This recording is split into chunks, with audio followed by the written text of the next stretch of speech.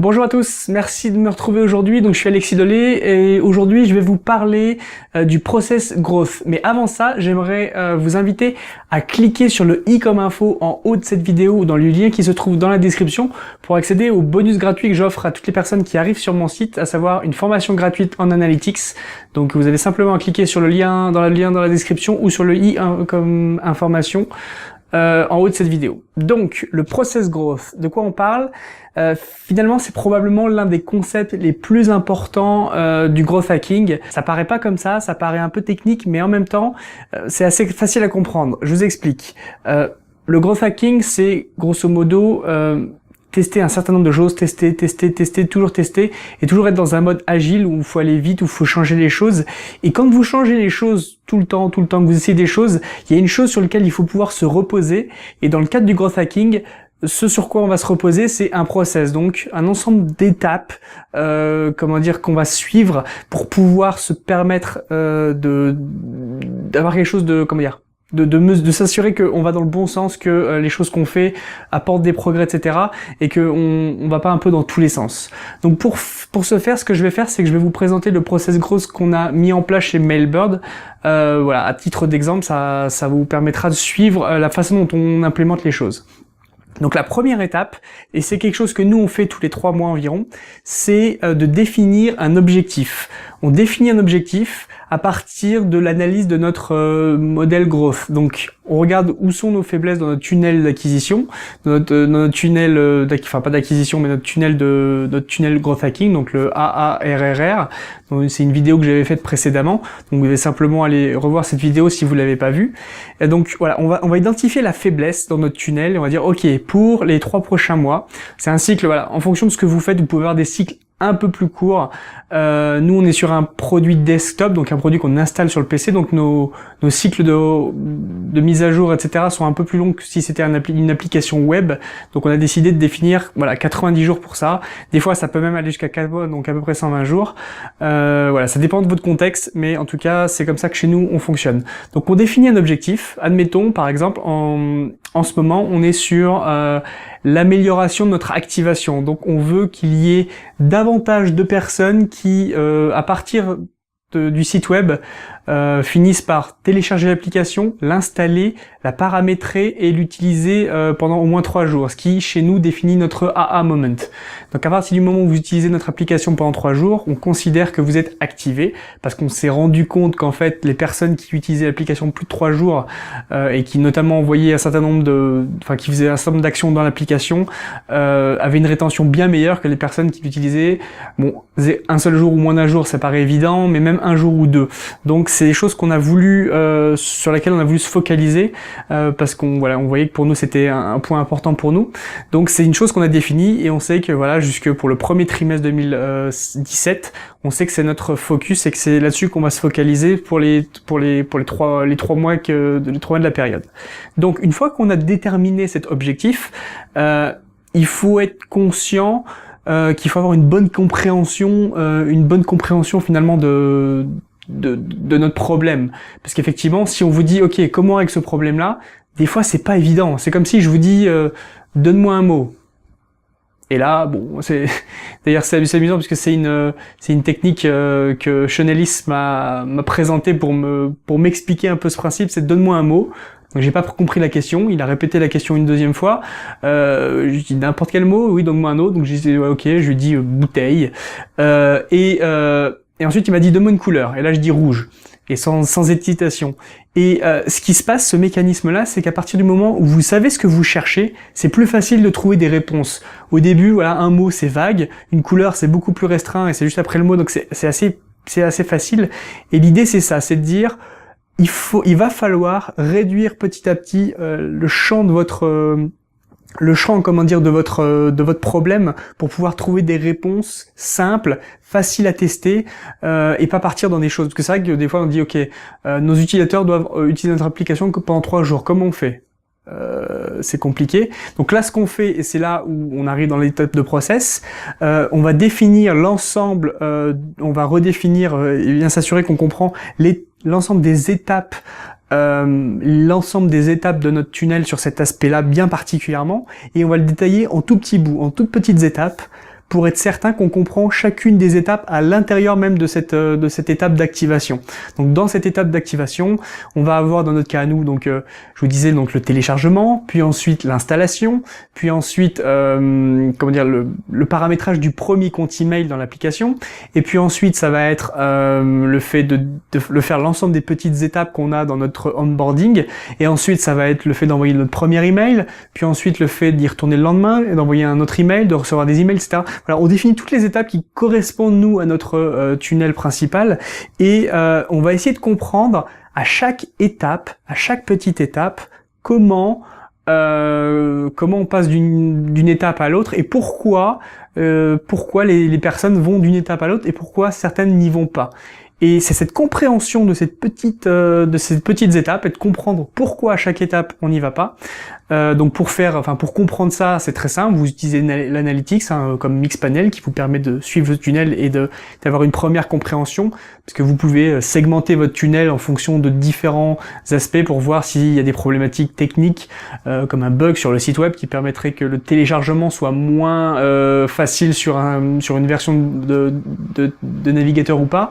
Ensuite, ça va être la compréhension du besoin de l'utilisateur à un instant T en fonction de son segment, de qui il est-ce qu'il est professionnel, est-ce qu'il est particulier. Voilà, toutes ces petites choses-là, il va falloir comprendre. Et pour chacune des étapes, donc ça c'est la deuxième étape de notre de notre process, et qu'on fait finalement, on essaie de le faire qu'une seule fois tous les 3 mois, c'est d'avoir une compréhension précise à chaque étape et de se focaliser sur à l'intérieur de cette étape, de cet ensemble d'étapes, de l'étape qui est la plus problématique.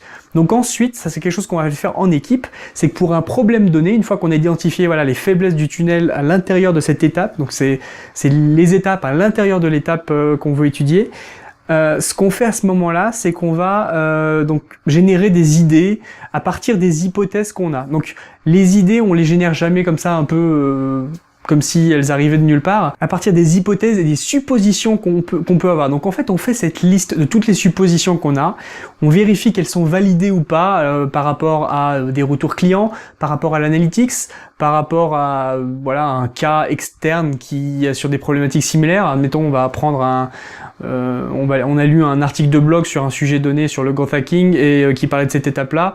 On va essayer de voir si ça a une incidence sur notre business ou pas, sur notre étape bien particulière. On peut faire ce genre de choses, et donc avec la liste de toutes ces hypothèses et de ces suppositions qu'on peut avoir sur notre compréhension, on va en fonction de la complexité parce qu'il finalement il va falloir tester ces hypothèses. C'est là où intervient cette génération d'idées, parce qu'il faut tester ces hypothèses, et pour tester ces hypothèses, il faut générer des idées qui nous permettent de le faire.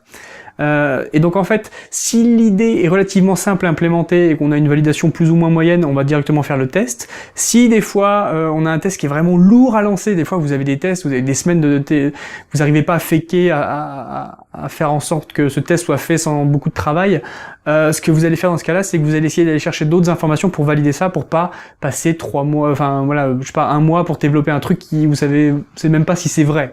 Donc vous avez ça, donc une fois que vous avez ça, vous générez vos idées, vous avez toutes vos idées, et ensuite il va falloir prioriser ces idées-là. Et donc il y a plusieurs façons de prioriser les idées. Un des modèles qui est suggéré par Sean Ellis dans son application Projects, qui vous permet de gérer le process growth, et c'est là-dedans que nous on gère nos idées. Tout ça, vous utilisez ce qu'ils appellent un framework ICE, donc I pour impact, C pour confiance, et E pour donc c'est ease, donc c'est la facilité d'implémentation du test. Vous notez chacun de ces critères en fonction de 1 à 10. 1, ça veut dire que pour chaque critère c'est difficile, 10 c'est facile, ou 1 ça a peu d'impact, 10 ça a beaucoup d'impact. Ou 1, vous n'êtes pas vraiment sûr de l'hypothèse, 10, vous êtes très sûr de l'hypothèse et vous pensez vraiment que c'est ça, enfin vous êtes quasiment sûr à 100%. Vous faites la moyenne de ces 3 tests-là, et de ces 3 éléments-là, et vous aurez une note moyenne pour chaque idée, et ça vous permet ensuite de prioriser les idées, parce que des fois les ressources sont pas illimitées, donc il faut se focaliser sur les bons tests. Alors c'est vrai que chez Melbourne, nous ce qu'on fait, c'est que au-delà du test ICE, on se focalise beaucoup en ce moment sur l'impact que va avoir la mise en place de ce test s'il est vainqueur. Parce que concrètement, si vous voulez de la croissance, il va vous falloir à un moment donné faire des choses qui ont de l'impact. Faire des choses sur des petits éléments qui n'ont pas d'impact du tout, ça sert à rien, c'est perdre son temps. Même si votre test est vainqueur et que vous gagnez un demi% sur un indicateur qui est intermédiaire et qui vous apporte 0,01% de croissance, bon, c'est bien, mais en même temps, si vous faites 100 tests comme ça, vous n'aurez pas d'impact, alors que si vous faites 100 tests qui ont vraiment beaucoup d'impact, clairement, vous obtiendrez beaucoup plus de croissance. Donc maintenant qu'on sait ça, maintenant qu'on a priorisé ces idées, on va faire les tests. Alors nous, pour l'exécution, étant donné qu'on est une équipe qui est distribuée partout dans le monde, voilà, on est genre au Brésil, donc moi au Canada, la moitié de l'équipe est en Indonésie, à Bali, une autre partie est en Europe, hein, voilà, on est un peu partout, et donc du coup pour synchroniser un peu les tâches et s'assurer que tout le monde fait l'exécution des tâches bien comme il faut, on utilise l'outil de gestion de tâches Asana.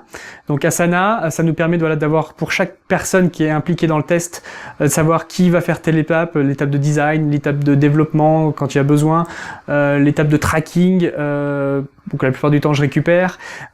Tous ces éléments-là, on va les insérer dans Asana, et comme ça nous permet d'avoir un créneau super précis par rapport à l'exécution, parce que la problématique finalement c'est que le test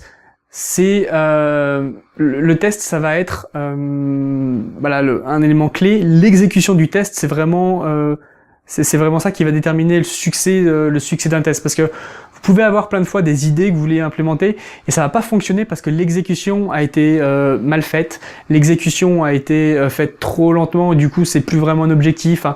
Il faut vraiment se focaliser sur l'exécution pour être certain que les tests que vous avez, vous les menez à bien jusqu'au bout, que vous avez bien implémenté le tracking qu'il fallait, etc. Vous assurez tout ça. Donc nous, Asana, on l'utilise pour ça, c'est vraiment super génial.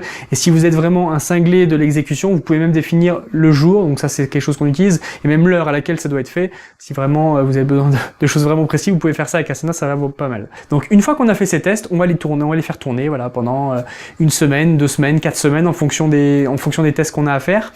Et une fois qu'on a le tracking, une fois qu'on a notre tracking est en place et qu'on a les résultats, on va faire ce débriefing de ces différents tests qui ont été réalisés.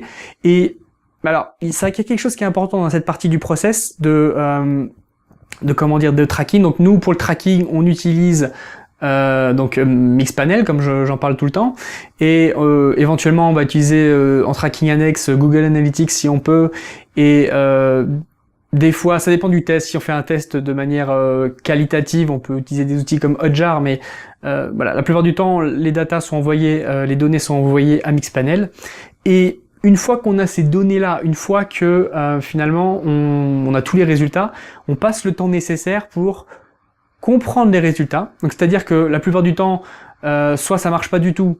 Donc dans ce cas-là, vous savez que l'hypothèse sur laquelle vous étiez basé, parce qu'on en est toujours là, hein, vraiment l'existence d'un test, c'est avant tout, au-delà de vouloir obtenir de la croissance, c'est avant tout de valider une hypothèse que vous aviez au début.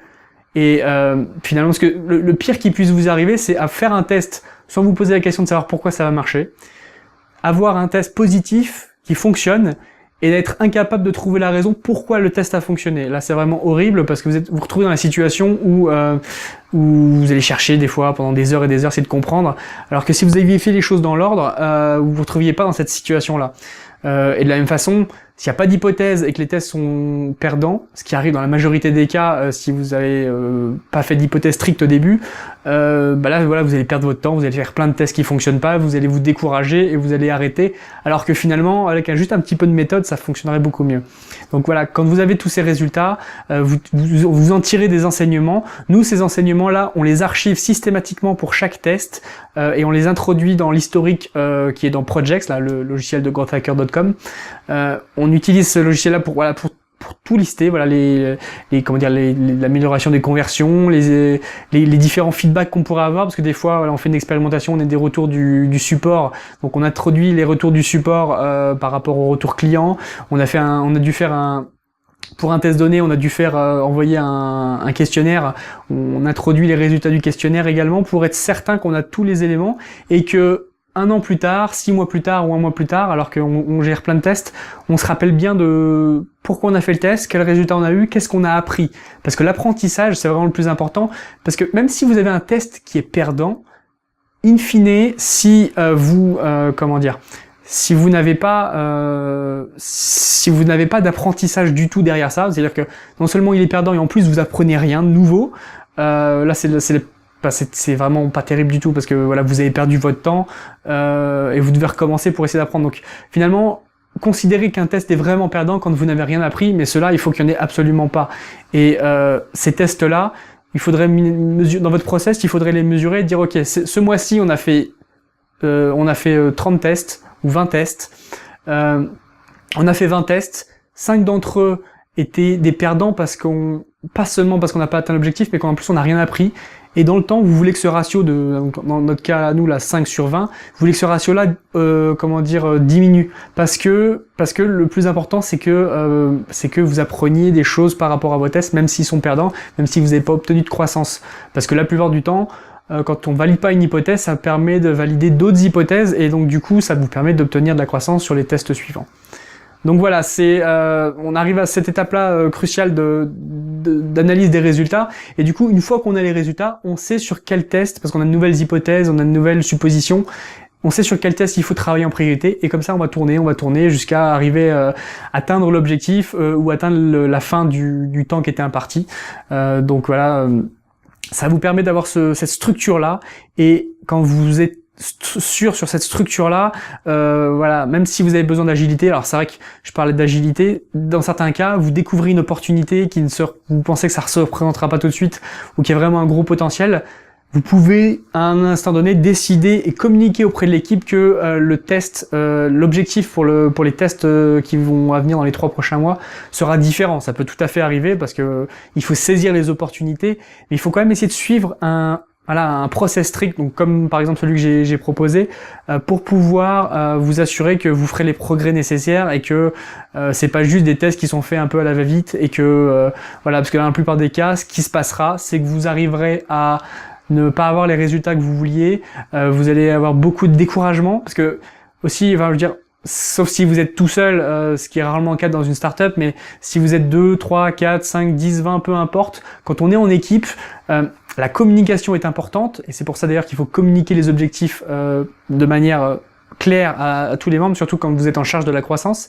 Et il faut aussi garder la motivation. Et si vous enchaînez test perdant sur test perdant et qu'en plus vous apprenez rien, ce qui va se passer, c'est que l'équipe va se décourager, la motivation va baisser et ça va être compliqué de relancer la machine. Donc il faut vraiment se focaliser sur une bonne communication et sur un process strict qui vous permet de garder l'équipe en action et l'équipe en marche. Et donc en début de chaque semaine, on va faire un growth meeting, donc un meeting croissance avec l'équipe growth en général, où on va discuter des différentes choses qui ont été faites dans la semaine et sur la semaine, donc la semaine passée et la semaine qui vient, où voilà, on va déterminer voilà, ok, où on en est par rapport à l'objectif, où on en est par rapport aux expériences qui devaient être lancées la semaine dernière, est-ce qu'elles ont été faites, oui ou non, si elles n'ont pas été faites, pourquoi elles n'ont pas pu être faites. Donc là, ça vous permet notamment d'identifier les faiblesses que vous pouvez avoir par rapport à l'organisation, par rapport aux ressources, par rapport à la clarté que les gens ont par rapport à l'objectif. Voilà, ça c'est un moment finalement de communication important dans l'équipe de growth. Et ensuite, ça vous permet de déterminer, ok, cette semaine, on va se focaliser sur tel test, et vous referez un meeting la semaine suivante, tout simplement parce que voilà, pour rediscuter de la même chose, comme je viens de l'expliquer. Donc voilà, c'était ce que je voulais vous présenter comme process aujourd'hui. Donc le process growth, c'est vraiment un élément capital du growth hacking. C'est d'ailleurs des choses que des gens comme Brian Balfour ou Sean Ellis disent également, hein. Enfin je veux dire, c'est pas moi, c'est vraiment quelque chose de fondamental. Et donc je vous invite vraiment à suivre un process et à vous y tenir et éventuellement à faire des petites modifications dans le temps si vous voyez que ça correspond pas bien. Donc voilà, c'est tout pour aujourd'hui. Je voulais vous remercier d'avoir suivi cette vidéo et je vous dis tout simplement à demain pour la prochaine vidéo. Ciao.